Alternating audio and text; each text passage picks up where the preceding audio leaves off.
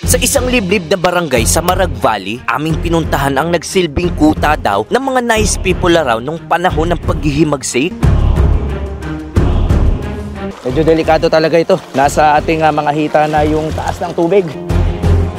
Pero ngayon, itong mismong lugar na ipapakita ko sa inyo sa bayan ng Luna ang nagsisilbing mukha ng turismo sa probinsya ng Apayao. Napakadelikado nito. Kailangan natin buhatin yung mga katawan natin dito. Akyatan na. Grabe. Sa lahat ng inakyat ko sa buong buhay ko, ito na yung pinakamahirap. Pero biro mga kapo, napakakipot nitong dinadaanan natin at wala tayong mahawakan.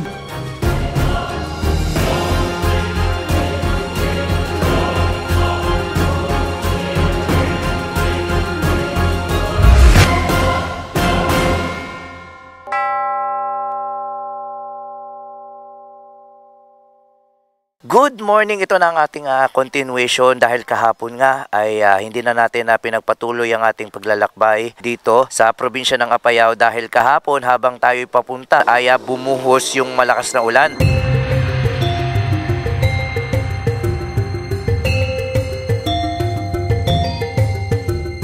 So sa entrance fee, nagbayad tayo ng 360. Tig 20 pesos kami ni Kapo Unico para sa ecological fee. Tapos tig 60 pesos kami nagbayad dun sa may-ari ng property. Tapos yung 200 pesos ay para sa tour guide. Total of 360 pesos. Dalawa na kami.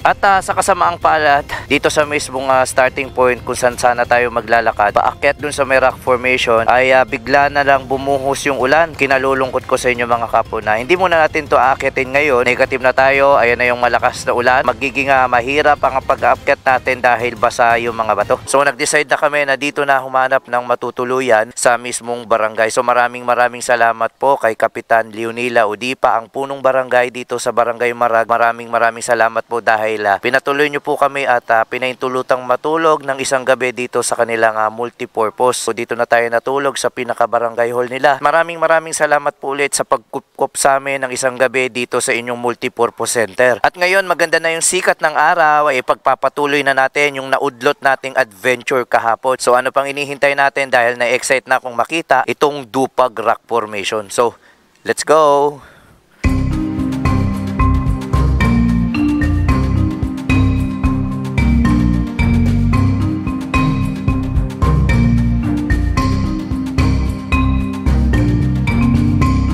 Dahil dito tayo natulog sa multipurpose ng Barangay Marag, ilalabas tayo.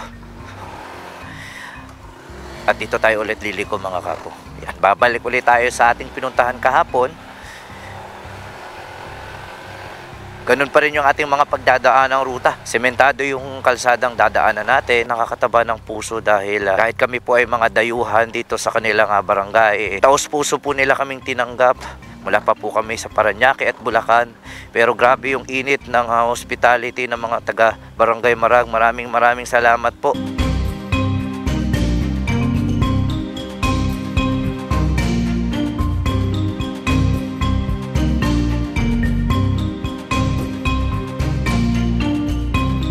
At dahil umulan nga kahapon, ramdam ko na naman yung basa na putik. Babalik lang tayo kung saan tayo naabutan ng ulan kahapon. Tapos mula doon ay mag-uumpisa na tayong maglakad patungo doon sa pinaka-peak.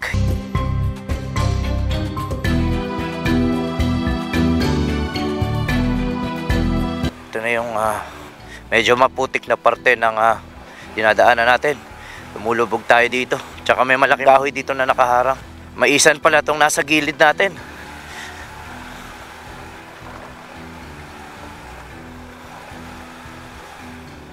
Right. Ito na yung parte ng dinadaanan natin na talagang malulubog tayo dahil parang pinaghalong putik at mga buhangin. Makakadaan naman tayo dito pero kailangan lang natin mag-ingat dahil lumulubog yung mga motor natin. So ito na. Dito na mag-uumpisa. Tignan nyo, may tubig dito. At nakakakita ako ng mga yan, mababaw na ulap. Pagkalipas ng halos 5 minuto mula doon sa may multipurpose hall ng Barangay Marag, narating na ulit natin itong pinaka-jump off point kung saan maglalakad tayo ng mahigit 30 minuto paakyat. Pero bago tayo umakyat, kailangan muna natin magsuot nitong helmet para safe tayo. So dahil nakasuot na tayo ng helmet, simulan na natin to. Let's go!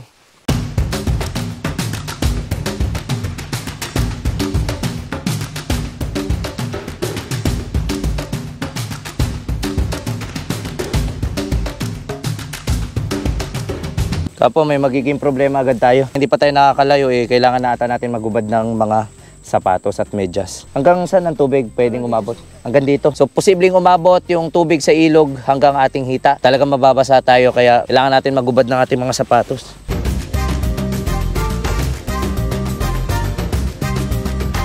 At tanggal na natin ang ating sapatos at medyas kaya simulan na natin to. Medyo masukal talaga yung pagdadaanan natin. Ano ba to kuya? Putik na yan? Kailangan natin bumaba. Iyan. Iyan. Putik na to. Bahala na to. Medyo lumulubog tayo.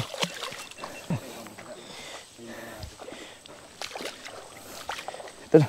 School.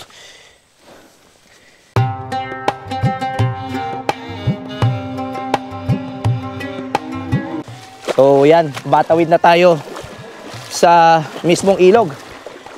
Medyo maabot na sa tuhod natin yung tubig. Nararamdaman ko yung agos ng ilog. Medyo delikado talaga ito. Nasa ating mga hita na yung taas ng tubig. May river crossing tayong pagdadaanan. Hindi ko nga in-expect na tatawid tayo ng ilog. Buti na lang at hindi ganun kalaki ang ragasan ng ilog. Kaya kahit papano, safe pa rin tayo. Mga inaapakan nating bato dito ay yung mga batong buhay at makikinis. Tatagos tayo ng ilog. Nandito tayo sa kabila. Pagkatapos naming tumawid ni Kapo Unico, magsusot na kami ng sapatos dahil marami ng mga pwedeng makasugat sa aming mga paa. Umpisa na ng totoong lakaran, pero bago yan, ay dadaan muna tayo sa caretaker ng lupa. Private property kasi itong aakyatin natin, kaya dito muna tayo hihinto para maganda sa totoong akyatan hanggang sa tuktok. May maliit na kahoy dito na ating tatawirin hanggang marating natin ang kubo kung saan malimit daw itong pahingahan ng mga turista. At nasabi din sa atin na dito ay may nganga, kaya nai-excite ako sa aking mga narinig.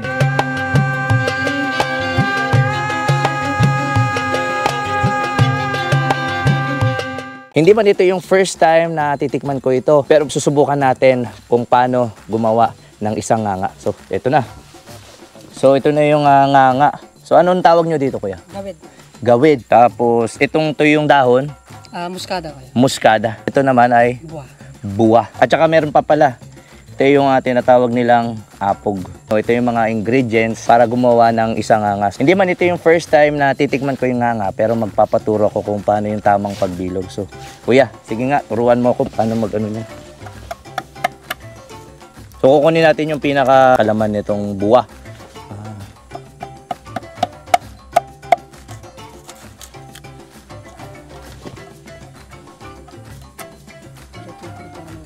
So, ito yung pinakalaman. Bubuka ng Konti lang. Sige, yan. yung muskada kaya kukuha ka ng konti. Just ganyan. At yan gawid. Gawid. Tapos lalagyan mo, papato mo, tapos lalagyan mo. Pero ito konti-konti lang kaya kasi pag nasobran mo to, susunog yan lang yan. Tapos ganyan na. So, yan. Tapos pag mo lang ano. Then, yan. So, pipilas muna ako ng gawod. Gawid. Ayan. Tapos kukuha ko ng muskada. Kukuha lang tayo ng konti. Ito yung muskada natin. Tapos kukuha tayo ng... So lalagyan natin ng konting apog dahil pagka naparami, anong magiging reaction? Pwedeng masunog dito kaya. Masunog yung Talaga labi. yung unang nasusunog. So yung labi. So papatakan lang natin ng konting-konti dahil titikman natin. Pagkatapos natin pumilas ng gawod, tapos lagyan ng konting muskada, tapos lagyan ng kakapiranggot na apog, ibibilugin natin to. Yan, parang ganyan. Tapos, ito naman yung tinatawag na buwa nila. At ang ginawa nating, yan. Kombinasyon nito, so ang una nating ngunguyain, ito yung buwa. Tara.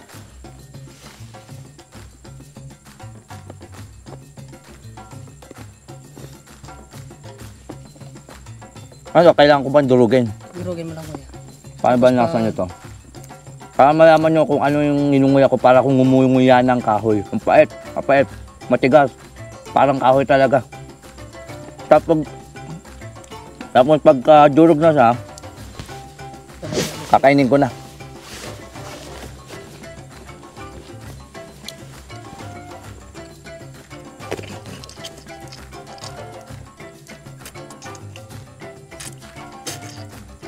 Maanghang. Maanghang siya, maanghang. At talagang para kung kumakain ng kahoy. Ngayon yun. Pasintabi po sa mga nanonood, pero ito po yung talagang pamamaraan kapag ngumunguya kayo ng nganga. Nagiinit yung katawan ko, ang anghang. Ito yung kakaibang nararamdaman natin ngayon na parang nagiinit tayo. Ginagawa nila ito dito sa Cordillera at Karatig Probinsya dahil malamig nga po sa kanilang lugar. Ito yung kanilang pamamaraan para mapanatili yung init ng kanilang mga katawan sa mga ganitong klaseng kalalamig na klima. Simulan na ng akyatan at wala nang atrasan. Mula dito sa paanan ay pagdadaanan natin itong masukal na parte ng kagubatan. Malumot dito kaya dagdag pahirap ito. Hindi rin natin alam kung ano pa ang mga bubungad na obstacle sa ating madaraanan. Kaya focus tayo.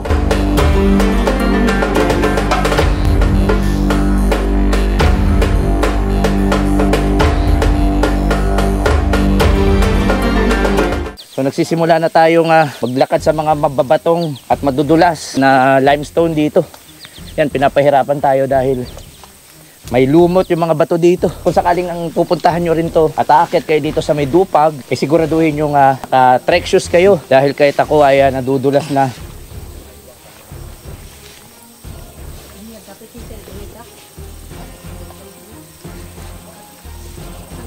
Ito na.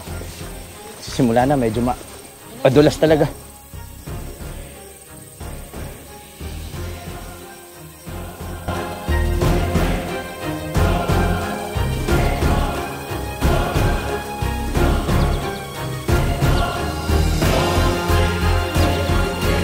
Wala bang ahas dito? Wala naman. Wala pa naman kayo lang. Ay, putik yan. Dadaan tayo ngayon sa Makikipot. Ay. Dito tayo. Grabe, nandito tayo sa gilid ng bato na kung saan ay kasya lang ang isang tao. Medyo makipot to at matutulis nga. Lulusot tayo dito sa may maliit na butas. Aray ko. Yan. So, yan, nakarating tayo dito sa Baby Rock. So, ito na yung tinatawag nilang Baby Rock.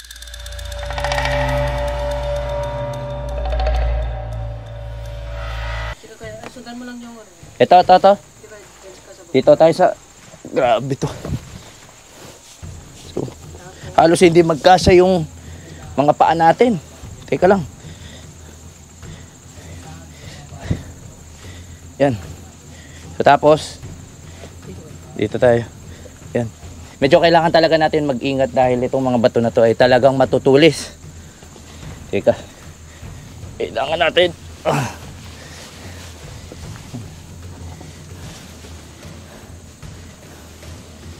Dito.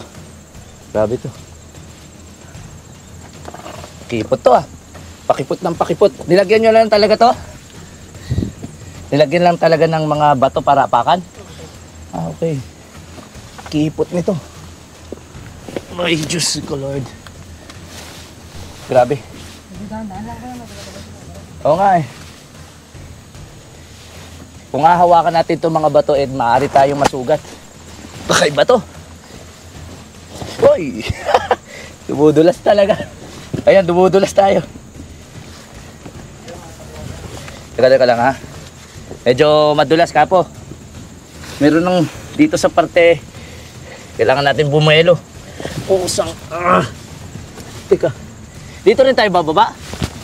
Ha? Okay. May exit na naman sa kabila kaya kung kayo yung sa kabila pwede. Grabe to. Grabe. Napaka-solid nitong adventure na to. Kung inaakala nyo na ganito kadali ang dadaanan ninyo bago marating ang pinakatuktok, pues nagkakamali kayo. Tatagaktak muna ang pawis ninyo dahil dadaan kayo sa mga matutulis na bato. Ang saya, di ba?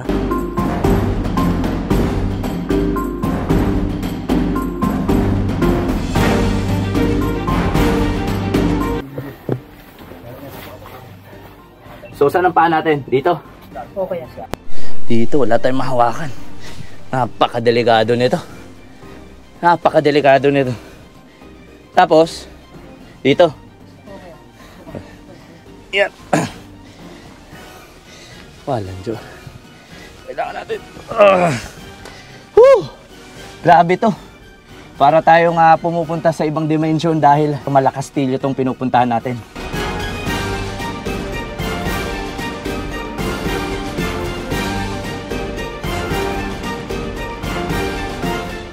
Grabe to. Naghahanap tayo ng tamang lugar kung saan tayo aapak. Kailangan natin buhatin yung mga katawan natin dito. Grabe, ang tulis nito Ito, ang tulis ng hinahawakan natin. Nako. Kailangan, di ba ito pagka binuhat ko? Bubuhatin ko yung sarili ko. Tatawa yung kaibigan ko Wala nga po, huwag ka munang alis dyan Ay. Patindi na patindi yung mga obstacles. Kailangan sigurado kami sa aming pipiliing tatapakan. Matutulis kasi ang mga bato kaya napakadelikado kapag nagkamali kami at baka maging sanhi ito ng aksidente.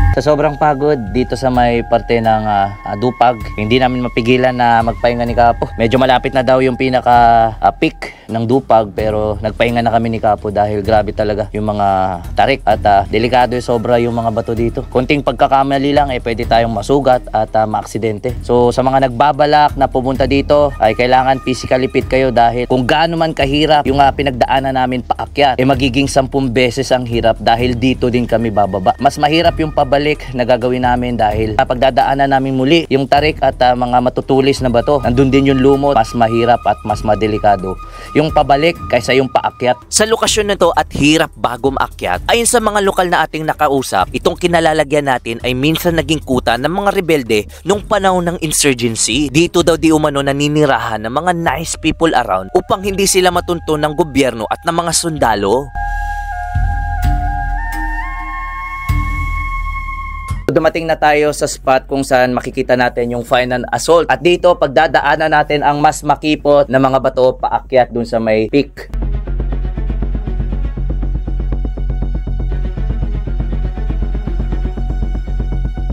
So hindi ko alam kung magkakasya tayo dahil talagang pahirapan tong magiging pag-akyat natin. So sana makarating tayo sa tuktok at makita natin yung buong ganda. So simulan na natin tong isa sa pinakamahirap na aakyatin ko sa buong buhay ko. Sa unang kita ko pa lang ng iskinitang ito para bang alangan ako dahil hindi ko alam kung magkakasya ba ako sa sobrang kipot nito. Bahala na pero kailangan nating tapusin kung ano man yung mga nasimulan natin. Grabe! Sa lahat ng inakyat ko sa buong buhay ko, ito na yung pinakamahirap. Pero biro mga kapo, napakakipot nitong dinadaanan natin at wala tayong mahawakan. Lord. Ay. Ito na yung pinakamahirap mga kapo. Malapit na tayo sa tuktok.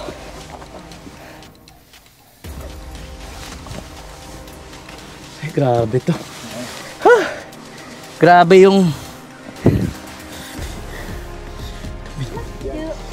itong pinagdadaanan natin.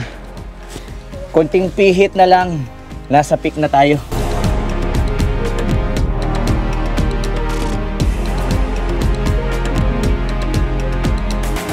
So ito na, unting-unti na lang ay mararating na natin yung pinakatuktok ng Dupag Rock Formation. Ito na. Final assault na to. Akyatan na. Ay, grabe. Akyatan pa. Kunti na lang.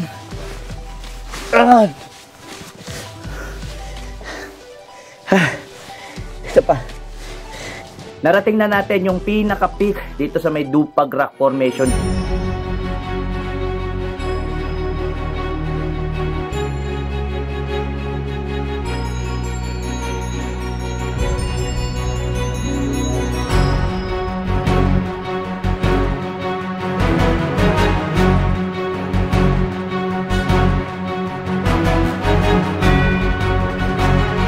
Dito, matatanaw ninyo yung dinaanan natin kahapon at yung mga luntiang kapaligiran. Tanaw din natin dito sa tuktok yung ilog na dinaanan natin kung saan tayo tumawid. So, lahat ng pagod natin magmula doon sa may ilog at pag-akyat doon sa may baby rock. Kapag narating nyo itong Father God, sulit na sulit yung tanawin. Ayon sa mga matatandang residente, nagsisilbi daw itong Dupag Rock Formation bilang isang warning device sa mga lokal na naninirahan. Sumisipol daw itong rock formation kapag may masamang panahon na paparating at rinig ang sipol hanggang sa mga kabayan sa kapatagan.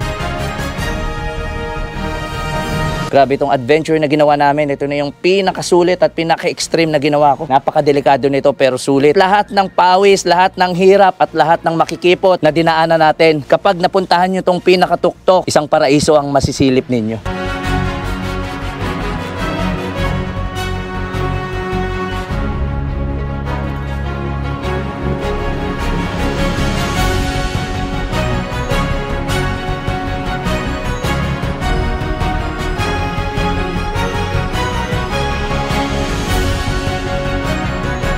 At mula dito sa tuktok ng Dupag Rock Formation, nais kong iparating sa inyo mga kapo na napakaganda ng Pilipinas at isa lamang ang bayan ng Luna sa Apayao. Sa mga dapat nyong makita ng personal at sa pamamagitan ng ating pagmumotor ay susubukan nating libutin at ikutin yung mga tourist destination. Dahil Pilipinas muna bago ibang bansa! Woo! Ang ganda!